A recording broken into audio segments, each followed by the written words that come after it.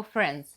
Today we will be talking about a very intimate topic, very intimate, because a lot of us are not even admitting it to themselves that these emotions we experience. I will start here. Or maybe you wanted to make a podcast. Why you still haven't launched your YouTube channel if you wanted to do it for a long time? Why you haven't started a podcast?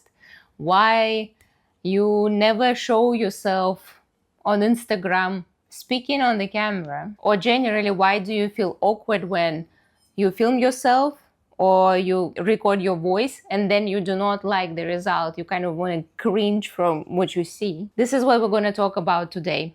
Stay with me till the end. I will uncover what stops you from doing all these things you want. At the same time, in the end, I will give you a very practical exercise that you can do in order to set yourself free from these limitations. My name is Marina Robbins. I am a psychologist and I work with people who want to express themselves, whether it is on stage, on camera, on podcast, but they are afraid to do so, or something stops them. And often my clients are not really happy with their voices.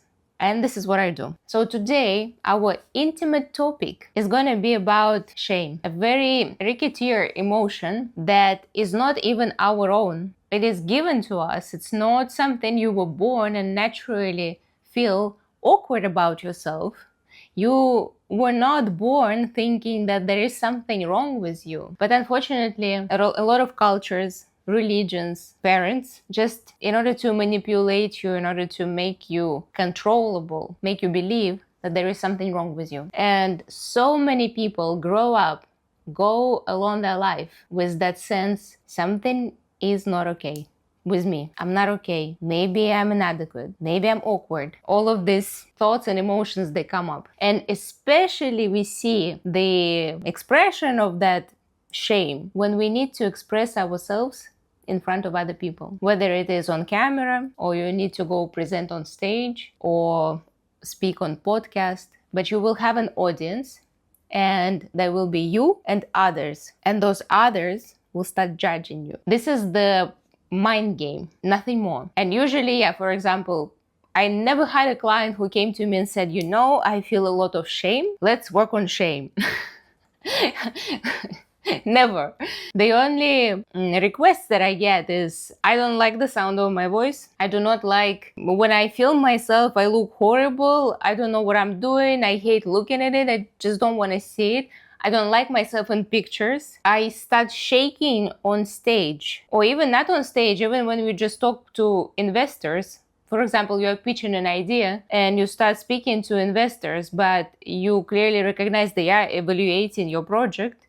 But instead you think they are evaluating you and how you speak, and the body natural reaction is to get into fight and fly mode. So what we get, people say, when I stay on the stage or speak to other people, my knees are shaking, my voice is shaking, I lose my voice, I can't speak. I forget all the words. It's terrible. Now everybody knows how horrible I am. Oh my God. And unfortunately, all of these things, all of this are just symptoms that we can trace back down to the root cause of what actually is happening. It is shame. It is that basic emotion you are experiencing, feeling I'm not okay. And if I know that I'm not okay, then if I fail to keep up the mask for the performance, if anything true from me comes out, I lose control and the mask falls off, then everybody will see that I'm a fraud, that I'm actually terrible, that I'm not that smart, I'm not that beautiful, I'm not going to be liked, I'm going to be rejected, and I will have no friends, and it will be the end of the world. This is what the mind does, and maybe you don't always take it from here to the end of the world, but this is the pattern that runs on the back of your mind as a subconscious process. Now, where does this come from? Why suddenly you feel inadequate, like something is wrong with you? Usually from early childhood, this pattern is built because you had an attempt to express yourself somehow. And your parent, for example, did not accept that. They were not happy with you expressing yourself like this. Maybe you had a narcissistic parent who only wanted to see their own qualities in you. And anytime you showed your true self, it was rejected. So in the end, you grow up with kind of like fitted into a suit that doesn't quite fit you. Obviously, you feel awkward in it because it's not yours. And anytime you try to make the move which is like you, it only looks worse. Or another comparison here is that in order to be accepted and liked, you had to put on a mask and interact with another person with a mask on your face, not being quite yourself. So now you feel that if you take off the mask and you show yourself to the world the way you are, you just would not be accepted. This is the topic we have to touch every time we talk about self-expression. Every time we speak about doing any creative endeavor, whether you want to sing, create music, you want to speak with an audience, you want to present your business idea, your project, you need to pitch for investors, you want to create podcast or YouTube channel, or just even in normal communication with people, when you want to be just fully yourself, you want to feel free, just no second thought, you're just there, you are present, you are immediate, and you express yourself. Every time we have to go back to that idea of shame and not being able to accept yourself for who you are. This is the work I do with my clients when we want to continue working on better presentation skills, better communication skills. We have to talk about shame. Now, I promised you an exercise which I think is fantastic. It's so cathartic.